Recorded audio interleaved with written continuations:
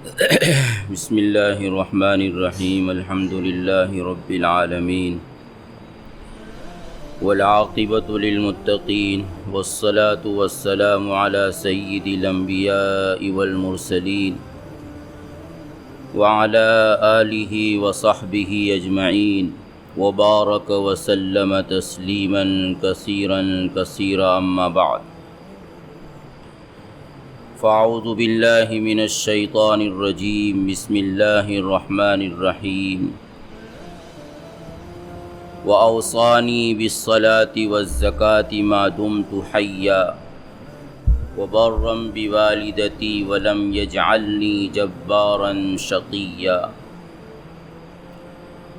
فخلف من بعدهم خلف اضاعوا الصلاة واتبعوا الشهوات فسوف يلقون غيا ومن أعرض عن ذكري فإن له معيشة ضنكا ونحشره يوم القيامة أعمى صدق الله العظيم وصدق رسوله النبي الكريم۔ اللہ تبارک و تعالیٰ نے انسان کے ہر عمل میں ایک تاثیر رکھی ہے۔ انسان جو بھی عمل کرتا ہے، چاہے وہ اچھا عمل ہو چاہے برا عمل ہو، اس کا ایک اثر پڑتا ہے اور اس پر ایک نتیجہ مرتب ہوتا ہے۔ اچھے اعمال ہوتے ہیں تو اچھے نتائج نکلتے ہیں، اور اگر برے اعمال ہوتے ہیں تو برے نتائج کا اس پر ترتب ہوتا ہے۔ چنانچہ ایک انسان اگر اس کی زندگی سلیقے کے ساتھ گزر رہی ہو تو وہ صحت مند رہتا ہے، اس کا اسٹائل لائف اگر ٹھیک ہو، وقت پر کھانا اور ضرورت کے بقدر کھانا اور اچھا کھانا، وقت پر سونا، ضرورت کے بقدر سونا اور وقت پر بیدار ہو جانا، اور اپنے جسم کو ایکٹیو رکھنا، متحرک رکھنا، یہ وہ انسان کے کام ہیں کہ جو انسان کے جسم کو فٹ رکھتے ہیں، اس کی صحت اور اس کی تندرستی برقرار رہتی ہے۔ اور اس کے برخلاف اگر انسان کی زندگی کا سلیقہ اور اس کی اسٹائل لائف ان بیلنس ہو، اس کی زندگی کے گزران میں اور کاموں میں اعتدال نہ ہو، نہ وقت پر کھانا ہے نہ وقت پر سونا ہے، بے وقت کھانا، ضرورت سے زیادہ کھانا، کیا کھا رہا ہوں کیا پی رہا ہوں اس کا کوئی اہتمام نہ کرنا، سویا تو کب تک سویا، کتنا سویا، کب بیدار ہوا، ایک جگہ پڑے ہوئے ہیں تو پڑے ہوئے ہیں، اور کہیں گھنٹوں کھڑے ہیں تو کھڑے ہیں۔ اگر کسی بھی انسان کی زندگی اور اس کی اسٹائل لائف اس طرح ان بیلنس ہو تو لا محالہ اس کا اثر اس کے جسم پر پڑتا ہے، اور پھر اس کا جسم طرح طرح کی بیماریوں کا شکار ہو جاتا ہے۔ ماہر ڈاکٹر سے اگر رجوع کریں تو وہ تمام بیماریوں کا سبب یہ بتلاتے ہیں کہ تمہارا اسٹائل لائف درست نہیں ہے۔ شوگر کا مریض ہو، بلڈ پریشر کا مریض ہو یا ہارٹ کا مریض ہو یا اس کے علاوہ جو بھی بیماریاں ہوں جو بظاہر خطرناک بیماریاں میڈیکل لائن میں بھی اور عرف میں بھی سمجھی جاتی ہے، تو ان تمام بیماریوں کا بنیادی سبب یہ بتلایا جاتا ہے کہ ان کا اسٹائل لائف ٹھیک نہیں ہے۔ تو یہ انسان کے اعمال ہیں جس کا اثر اس کے جسم پر پڑتا ہے، اور اس کا تعلق فقط یہ نظر آنے والے اعمال کے ساتھ یا محسوس اعمال کے ساتھ خاص نہیں ہے، بلکہ اس کا تعلق انسان کے اخلاقی اعمال اور اس کے کردار اور اس کے شرعی اعمال اور اس کے مذہبی اعمال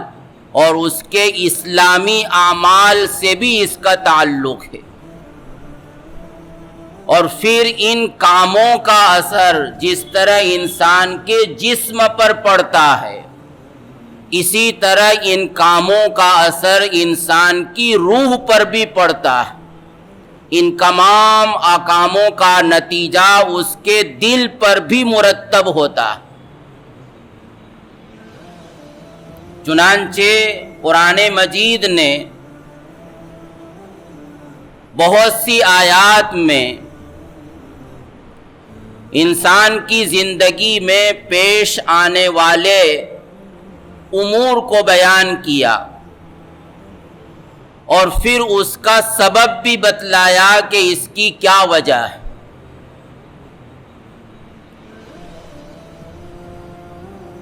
چنانچہ قرآن مجید نے ایک آیت میں یہ کہا فَخَلَفَ مِن بَعْدِهِمْ خَلْفٌ اضاعوا الصلاة واتبعوا الشهوات فسوف يلقون غيا۔ مختلف انبیاء کا تذکرہ کیا، ابراہیم علیہ السلام کا، اسحاق و یعقوب علیہ السلام کا، اسماعیل و ادریس علیہ السلام کا، نوح اور دیگر انبیاء علیہ السلام کا، ان کی تعریف بیان کی اور ان کی زندگی پر مرتب ہونے والے اچھے نتائج کا تذکرہ کیا، اور پھر اس کے بعد قرآن مجید یہ کہہ رہا ہے کہ ان لوگوں کے دنیا سے رخصت ہو جانے کے بعد ایسے بدکردار لوگ دنیا میں آئے کہ جنہوں نے نمازوں کو ضائع کیا اور وہ شہوات کے پیچھے پڑے رہے۔ یہاں قرآن دو باتوں کا تذکرہ کر رہا ہے، اضاعوا الصلاة واتبعوا الشہوات، جس کا مطلب یہ ہے کہ نمازوں کو ضائع کرنا اور نفس کی خواہشات کے پیچھے پڑے رہنا، ان دونوں عمل میں بہت زیادہ جوڑ ہے۔ بہت سے انسانوں کی زندگی میں ہمیں یہ نظر آتا ہے کہ اس کی تمنائیں اور اس کی امنگیں وہ درست نہیں ہیں۔ اس کی نظروں میں شہوت ہے، اس کی باتوں میں شہوت ہے، اور اس کی باہمی گفتگو بھی اسی طرح کی ہوتی ہے۔ اور انسان اگر کسی حد تک دیندار ہو تو بہت سی مرتبہ اس کو فکر بھی ہوتی ہے کہ میں چاہتا ہوں لیکن اس کے باوجود اپنی نظروں کی حفاظت نہیں کر پاتا، میرے دل میں طرح طرح کی غلط خواہشات ابھرتی رہتی ہیں، مختلف قسم کی لڑکیوں کا خیال آتا رہتا ہے، اور شہوانی باتیں، شہوانی کلام اور شہوانی نظریں، شہوانی ڈسکس، یہی اس کی زندگی کا موضوع بنا ہوا ہوتا ہے۔ تو وہ فکر کرتا ہے اگر اس کے اندر ایمان ہے اور دینداری ہے کسی حد تک، کہ میں ان غلط روش سے اور غلط باتوں سے کیسے چھٹکارا پاؤں۔ قرآن مجید کی اس آیت سے یہ اشارہ مل رہا ہے کہ یہ انسان کی زندگی میں اس وقت سب کچھ ہوتا ہے جب کہ وہ نمازوں کو ضائع کرتا ہے، نمازوں کا اہتمام نہیں ہے، نمازوں کو بلا عذر چھوڑا جا رہا ہے، جماعت کا اہتمام نہیں ہے، کاروبار میں اتنی مشغولی ہے کہ نماز کا وقت نہیں ملتا، یا اتنی غفلت ہے کہ اس کو نماز کی فکر نہیں ہوتی، اگر کبھی پڑھی تو اس طرح پڑھی کہ یہی معلوم نہیں کہ میں نے نماز میں کیا پڑھا تھا۔ امام کے پیچھے ہوتا ہے لیکن اس کو یہ پتہ نہیں چلتا کہ امام نے سورہ فاتحہ کب ختم کی کہ میں آمین کہتا، اور اس امید کے ساتھ آمین کہتا کہ میری آمین فرشتوں کی آمین کے مطابق ہو جائے اور اللہ اس آمین کی برکت سے میری مغفرت کے فیصلے کر دے۔ تو جب انسان کی زندگی میں نماز کا اہتمام نہیں ہوتا، نماز کو چھوڑ رہا ہے، بے وقت پڑھ رہا ہے، جماعتیں نکل رہی ہیں، نماز میں خشوع خضوع کا کوئی اہتمام نہیں ہے، نہ یہ اہتمام ہے کہ میں سنت کا لحاظ کرتے ہوئے نماز پڑھوں، جس طرح چاہا رکوع کر لیا، جس طرح چاہا سجدہ کر لیا، نماز میں اپنے دل کے خیالات پر بھی قابو نہیں۔ جب ان تمام اور ہر اعتبار سے انسان نمازوں کو ضائع کرتا ہے تو پھر اس کی زندگی میں یہ بگاڑ آتا ہے جس کو قرآن اتباع شہوات سے تعبیر کر رہا ہے، کہ اس کے خیالات شہوانی ہوتے ہیں، اس کی باتیں شہوانی ہوتی ہیں، اس کی نظریں شہوانی ہوتی ہیں، اس کی تمنائیں شہوانی ہوتی ہیں، اور وہی خواب دیکھتا ہے اور وہی بیداری میں اس کی ڈسکس کا موضوع بنتا ہے۔ تو یہ ان دونوں کے درمیان اللہ تبارک و تعالیٰ نے ایسا جوڑ رکھا ہے، گویا یہ کہا جا رہا ہے کہ اگر انسان اپنی نگاہوں کو پاکیزہ بنانا چاہتا ہے، انسان چاہتا ہے کہ اس کے خیالات بھی پاکیزہ ہو جائیں، اس کی نگاہیں بھی پاکیزہ ہو جائیں، اس کی زبان سے نکلنے والے بول بھی پاکیزہ ہو جائیں، تو اس کو چاہیے کہ وہ نمازوں کا اہتمام کرے۔ نمازیں جتنی زیادہ اہتمام کے ساتھ اس کی زندگی میں آئیں گی کہ وہ وقت پر نماز پڑھ رہا ہو،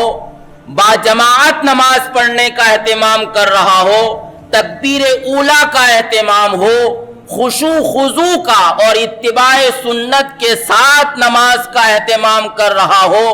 اس کو فکر ہو کہ میری کوئی نماز اور امام کے پیچھے تکبیر تحریمہ بھی ضائع نہ ہونے پائے، اس کو ہر وقت اپنی کاموں کی مشغولی کے دوران، ملازمت کے امور کے دوران، ایک نماز کے بعد دوسری نماز کا فکر سوار رہتا ہو، وہ بازار میں ہو لیکن اس کا دل مسجد میں اٹکا ہوا ہو، اس کی گھڑی، اس کی نظر گھڑی پر اس لیے مرکوز ہو کہ کہیں اذان نہ ہو چکی ہو اور میری نماز یا جماعت ضائع نہ ہو جائے۔ تو جب اس طرح انسان نماز کا اہتمام کرتا ہے تو پھر اس کی نگاہیں پاکیزہ بنتی، اس کے دل کے خیالات پاکیزہ بنتے ہیں، اس کی زبان کی گفتگو پاکیزہ بنتی ہے، اور اس کے اندر عفت پیدا ہوتی ہے، پاک دامنی پیدا ہوتی ہے، عصمت پیدا ہوتی ہے، اور وہ اپنے نفس کو قابو میں رکھنے کی وہ طاقت نماز کے ذریعے پاتا ہے کہ جو کسی اور چیز کے ذریعے وہ اس کو انرجی اور طاقت نہیں مل سکتی۔ تو ایک عمل ہے اور اس کا ایک نتیجہ ہے۔ نماز کو ضائع کرنا یہ ایک عمل ہے اور اس پر مرتب ہونے والا نتیجہ ہے اتباع شہوات. عمل برا ہے اس لیے نتیجہ بھی برا ہے. عمل غیر شرعی ہے اس لیے اس پر مرتب ہونے والا نتیجہ بھی غیر شرعی. عمل انسان کو نقصان میں پہنچانے والا ہے تو اس پر مرتب ہونے والا نتیجہ بھی دنیا کے اعتبار سے بھی اور آخرت کے اعتبار سے بھی اس کو نقصان اور گھاٹے میں پہنچانے والا. اسی طرح قرآن مجید نے سورہ مریم میں حضرت عیسیٰ علیہ السلام جب وہ گہوارے میں تھے اور ان کی والدہ پر تہمتیں لگائی جا رہی تھیں اور طعنے کسے جا رہے تھے تو اللہ تبارک و تعالیٰ نے انہیں اپنی ماں کی گود میں دودھ پیتے ہوئے ہونے کی حالت میں قوت گویائی عطا کی، ان کو بولنے کی قوت دی، اور اس عالم میں انہوں نے جو گفتگو کہی تھی تو اس میں ایک یہ بات کہی وَأَوْصَانِي بِالصَّلَاةِ وَالزَّكَاةِ مَا دُمْتُ حَيًّا وَبَرًّا بِوَالِدَتِي وَلَمْ يَجْعَلْنِي جَبَّارًا شَقِيًّا، کہ مجھے اللہ تبارک و تعالیٰ نے اپنی والدہ، چونکہ ان کی والدہ ہی تھی، والد نہیں تھے اس لیے والدہ کا تذکرہ کیا جا رہا، لیکن اشارہ یہ ہے کہ مجھے اللہ تبارک و تعالیٰ نے اپنے والدین کا فرما بردار بنایا اور اللہ نے مجھے شقی اور بدبخت اور نافرمان نہیں بنایا. اس سے یہ اشارہ نکلتا ہے کہ والدین کی فرما برداری اور شقاوت و بدبختی اور عدم توفیقی ان دونوں کے درمیان گہرا تعلق ہے. بہت سے لوگ جو کبھی دین کی فکر کرتے ہیں لیکن وہ یہ شکایت کرتے ہیں کہ میں بہت چاہتا ہوں لیکن نیکیوں کی مجھے توفیق نہیں ملتی، میں چاہتا ہوں گناہوں سے بچنا لیکن اس کے باوجود بھی میں گناہوں میں مبتلا ہو جاتا ہوں، معلوم نہیں میری زندگی میں مجھ کو محرومی نظر آتی، جو کام بھی میں کرتا ہوں وہ صحیح ڈھنگ سے نہیں ہو پاتا، کسی بھی کام کا ریزلٹ اور نتیجہ مجھے اچھی شکل میں نہیں ملتا، میں اپنی زندگی میں ایک قسم کی محرومی محسوس کرتا ہوں، میں یہ محسوس کر رہا ہوں کہ میرے حق میں سعادت نہیں ہے، نیک بختی نہیں ہے، ایسا لگتا ہے کہ میں بدبخت بنا دیا گیا، میں شقاوت میں مبتلا کر دیا گیا، مجھے اللہ تبارک و تعالیٰ مجھے اللہ کی طرف سے کوئی توفیق نہیں ملتی، میں مسلوب التوفیق بن گیا.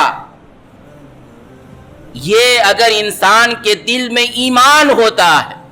اور وہ فقط خاندانی مسلمان نہیں ہوتا بلکہ باشعور اور سمجھداری والا اسلام قبول کر کے وہ زندگی گزارنا چاہتا ہے تو پھر اس کو کبھی کبھی یہ احساس ہوتا ہے اور اپنی یہ محرومی اور بدقسمتی اور شقاوت اور بدبختی اور عدم توفیقی اس کو پریشان کرتی ہے کہ میرے ساتھ یہ کیا ہو رہا. قرآن اس کا سبب بتلا رہا ہے کہ اگر وہ غور کرے اور صحیح غور و فکر سے کام لے تو اس نتیجے پر پہنچے گا کہ میرے اعمال سے میرے والدین خوش نہیں، میں اپنے والدین کا فرما بردار نہیں ہوں،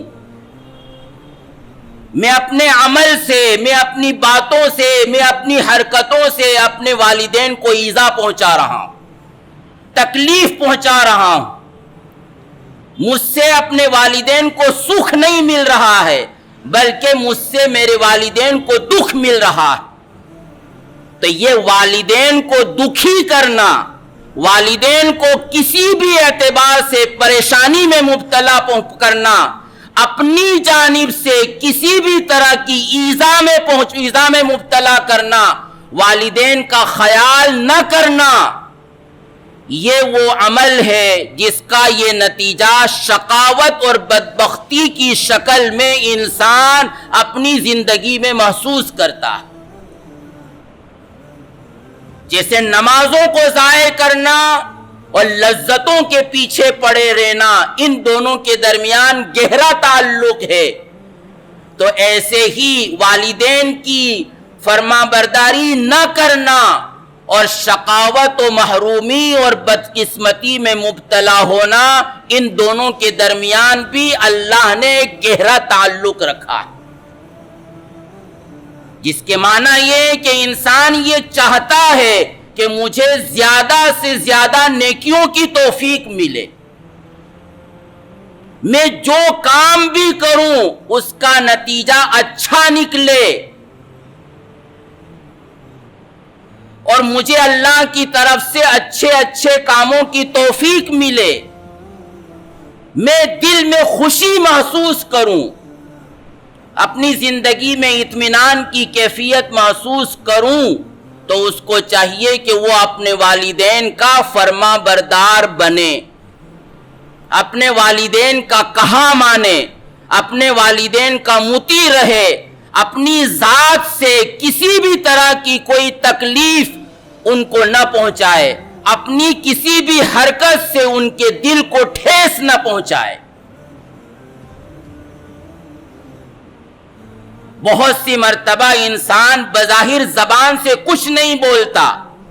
لیکن اس کی حرکتیں ایسی ہوتی ہیں کہ والدین کے دل کو ٹھیس پہنچ رہی ہوتی، اور والدین کے دل کی یہ ٹھیس آسمان میں ایک انقلاب برپا کرتی ہے، اور جس کا نتیجہ یہ نکلتا ہے کہ انسان دنیا میں قسمت کا مارا بن جاتا ہے۔ وہ کہتا ہے میری قسمت پھوٹ گئی، قسمت پھوٹی نہیں، قسمت تو نے پھوڑی ہے، تو بدقسمت بنا ہے، بدقسمت بنایا نہیں گیا، اور وجہ یہ ہے کہ تیرے والدین تجھ سے خوش نہیں تھے یا خوش نہیں ہیں۔ تو ان دونوں اعمال میں اللہ تبارک و تعالیٰ نے یہ جوڑ اور تعلق رکھا، یہ عمل کرو گے تو اس کا یہ نتیجہ نکلے گا، اس عمل میں اللہ کی طرف سے یہ تاثیر ڈالی گئی ہے، اس لیے لا محالہ یہ عمل اگر تمہاری زندگی میں ہوگا تو اس کا یہی نتیجہ نکلے گا۔ اور ایک تیسری آیت، من اعرض عن ذکری فإن له معیشة ضنکا، بہت سی مرتبہ بلکہ یہ کہا جائے کہ دنیا کے اکثر انسان اس بیماری میں مبتلا ہے، جس کو قرآن معیشتاً ضنکا سے تعبیر کر رہا ہے، یعنی انسان یہ محسوس کرتا ہے کہ سب کچھ کرنے کے باوجود میری زندگی میں لطف نہیں ہے، جس کو ماڈرن زبان میں یہ کہتے ہیں کہ لائف انجوائے کرو، اور انسان لائف انجوائے کرنے کے لیے کیا کچھ کرتا ہے ہم سب کچھ جانتے ہیں۔ اپنی زندگی کو لطف اندوز بنانے کے لیے وہ مال و دولت کی بہتات لگانے کی اور اس کے ڈھیر لگانے کی کوشش کرتا ہے، وہ عہدوں اور منصب اور کرسیوں کو حاصل کرنے کی کوشش کرتا ہے، راحت کے اور سکون پہنچانے کے جتنے بھی اسباب اس کی نظر میں ہو سکتے ہیں یا مادی نظر رکھنے والے بتلاتے ہیں، اس کی کوشش ہوتی ہے کہ وہ سب اسباب مادی شکل میں اس کے پاس جمع ہو جائیں، لیکن یہ سب کچھ جمع ہونے کے باوجود اس کے دل میں خلا محسوس ہوتا ہے، وہ اپنے دل میں بے سکونی کی اور بے اطمینانی کی کیفیت محسوس کرتا ہے، وہ یہ محسوس کرتا ہے کہ میری زندگی میں سکون نہیں۔ تو قرآن اس کا سبب بتلا رہا ہے کہ یہ جو تنگی والی زندگی ہے، زندگی میں سب کچھ ہونے کے باوجود زندگی کا لطف نہ ملنا، اس کی بنیادی وجہ یہ ہے اعراض عن ذکر اللہ، اللہ کے ذکر سے اعراض کرنا۔ اللہ کا ذکر کیا ہے اور اس سے اعراض کی کیا شکلیں ہیں، یہ ایک مستقل ڈسکس کا موضوع ہے۔ لیکن بنیادی طور پر اگر انسان جو کسی درجے میں دین سے تعلق رکھتا ہے تو وہاں یہ نظر آئے گا کہ اس کے یہاں قرآن کی تلاوت کا اہتمام نہیں۔ وظیفے کے طور پر تو قرآن مجید پڑھا جا رہا، سورہ واقعہ پڑھی جا رہی ہے لیکن وظیفے کے طور پر، سورہ یاسین پڑھی جا رہی ہے لیکن وظیفے کے طور پر، سورہ ملک پڑھی جا رہی لیکن وظیفے کے طور پر، منزل کی آیات کی تلاوت کی جا رہی ہے لیکن وظیفے کے طور پر۔ قرآن مجید کو قرآن کی حیثیت سے، اللہ کا کلام ہونے کی حیثیت سے، باقاعدہ اللہ کی طرف سے اس کی تلاوت کا فریضہ عائد ہونے کی حیثیت سے، اس کی کتاب ہدایت ہونے کی حیثیت سے اور اس سے رہنمائی حاصل کرنے کی حیثیت سے قرآن مجید کی تلاوت کا روزانہ اہتمام اچھوں کی زندگی میں موجود نہیں۔ اللہ کے ذکر سے اعراض، اللہ کے نبی صلی اللہ علیہ وسلم نے وقت پر دعائیں بتلائی۔ گھر سے نکلو تو یہ دعا پڑھو، بازار میں جاؤ تو یہ دعا پڑھو، گھر میں داخل ہو تو یہ دعا پڑھو، بستر پر جاؤ تو یہ دعا پڑھو، بیدار ہو تو یہ دعا پڑھو، ٹوائلٹ میں جاؤ تو یہ دعا پڑھو، وہاں سے نکلو تو یہ دعا پڑھو۔ یہ دعائیں خدا کی قسم معمولی نہیں ہیں۔ ان دعاؤں میں وہ سب کچھ مانگنے کی توفیق اللہ کی طرف سے دی گئی ہے جو اس وقت مانگنا چاہیے، اور ان تمام شرور سے، فتن سے، نقصان سے، مضرتوں سے بچانے کی تلقین کی جا رہی ہے جو انسان کی زندگی میں آ سکتی ہے اور جس کی ریسرچ سائنس نہیں کر سکتی، جو ٹیکنالوجی کے نتیجے میں جو نقصان معلوم نہیں ہو سکتے، ان نقصانوں سے بھی پناہ مانگنے کی دعائیں اللہ کے نبی صلی اللہ علیہ وسلم نے بتلائی۔ تو جب انسان کی زندگی میں یہ والا کام نہیں ہوتا،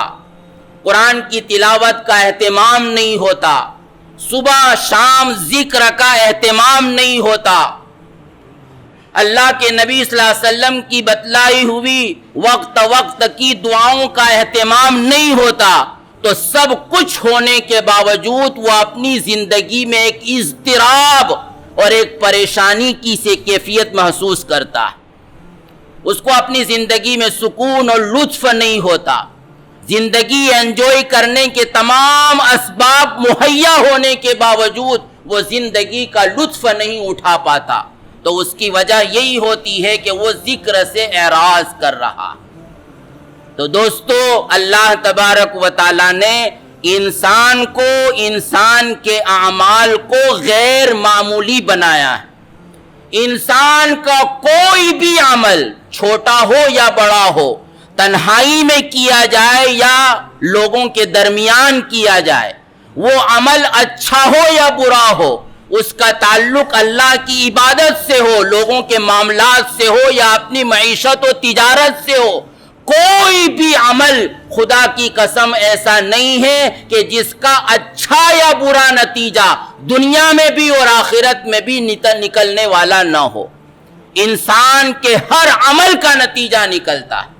انسان کا کوئی بھی عمل بیکار نہیں، حتیٰ کہ انسان اپنی زبان سے ایک لفظ نکالتا ہے اور وہ لفظ اگر بے وجہ ہو، یعنی جس میں نہ دین کا نفع ہو نہ دنیا کا نفع ہو، جس کو شریعت کی اصطلاح میں لغو کہتے ہیں، تو اس کا بھی نتیجہ مرتب ہوتا ہے. وہ نتیجہ یہ مرتب ہوتا ہے کہ اس کے دل میں نیکیوں کی وجہ سے جو نور پیدا ہوا تھا وہ نور ختم ہو جاتا ہے. تو انسان کے عمل کو ہم اپنے اعمال کو معمولی نہ سمجھیں.